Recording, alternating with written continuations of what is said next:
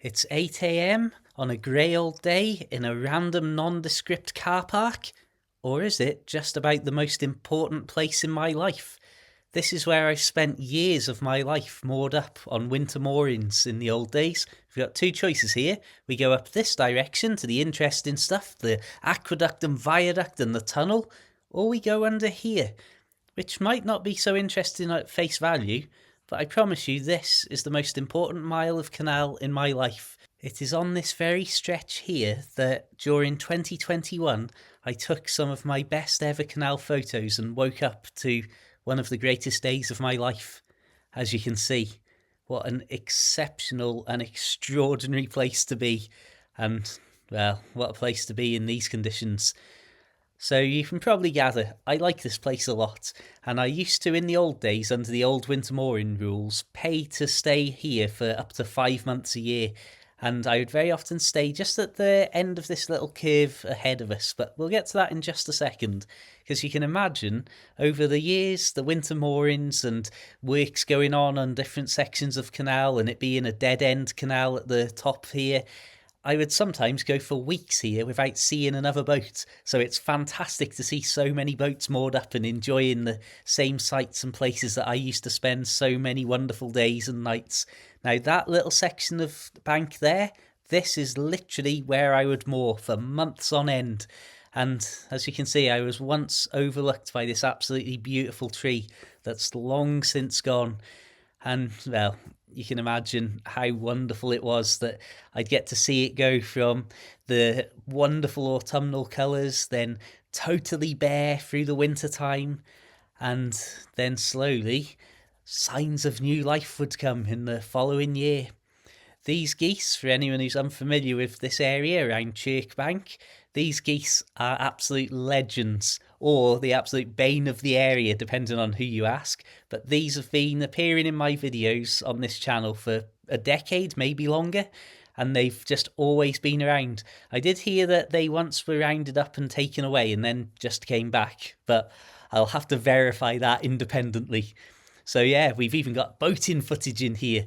So I mean, you can see before they completely cut that beautiful old tree down, that's an indicator of how much it overhung the canal. I also want to say, back in my day, they hadn't sorted this towpath and it used to be the most muddy place on earth. So when I used to spend my winters here, I would be working in Oswestry, about 5 to 6 miles away. I would take my bicycle up that little ramp to the road, and in the freezing cold mornings of winter, I would pedal away, and honestly, it was awesome, and I loved the lifestyle before I had a car and used my bike to get to work, to get to friends and family. But I can't explain to you how many times I had incidents of falling off in the ice, of flat tyres. It was a relief once I finally learnt to drive. Now, you may notice here, we're first of all in fast motion, and we're quickly running past all of the felled trees at this new housing estate. So I will do a video properly comparing this to my boating footage before the trees and the houses. And as you can probably tell by all of the stumps, this is a significant difference. We'll say that much. I'm not going to share an opinion on it because we can all see what's going on and make our own judgments and decisions. But ultimately, this is definitely not how I remember things in the old days. So yeah, unfortunately, that beautiful tree we just saw in its autumnal glory isn't the only casualty. And I think this section of canal here is another area that it's a bit of a no man's land because it's so close to the main roads that you'll see more of in just a second. I didn't tend to moor up along this spot because it was so noisy. And if you went just further round to where I was just showing you that lovely old tree, you would have the little industrial site between you and the road, so it would help dampen out the sound. Even this nondescript section of canal is filled with memories of these beautiful winter mornings covered in frost, and I'd walk basically about a mile downstream and up as a nice little walk, and then a little way up and down to maybe round it out to 3 miles. But you can see there's just all of these little twists and turns, and then you've got the actual bypass road going above the canal itself, so you have this absolutely wonderful juxtaposition of the slow, calm nature of boat life and canal boat travel, and then everybody rushing to and fro above your head. And we're going to come out towards the Lion Keys here, which is I'd say it's fancy enough. It's fancy by my standards. So there's a hotel, there's a spa, and all sorts there. This is just my old boat Tilly. This is my old boat Tilly going under there. And of course, after the recent storms, there's trees down all over the place. I actually went to a wedding here at the Lion Keys once, and they organised me to have a bowl of chips while everybody else was having proper food. Good times. Again, like I say, this section of Canal has got the most random collection of memories for me, and I'm tremendously lucky to have so much of it recorded and on video. So this here is an excellent place to moor if you've got a car, because as you can see, you can park your car literally opposite your boat, which is always handy for peace of mind. There's a good old Narrowboat Tilly, my first boat, being stocked up with diesel and coal by the fuel boat. And this, believe it or not, is where I spent my first night on my first boat in a storm condition.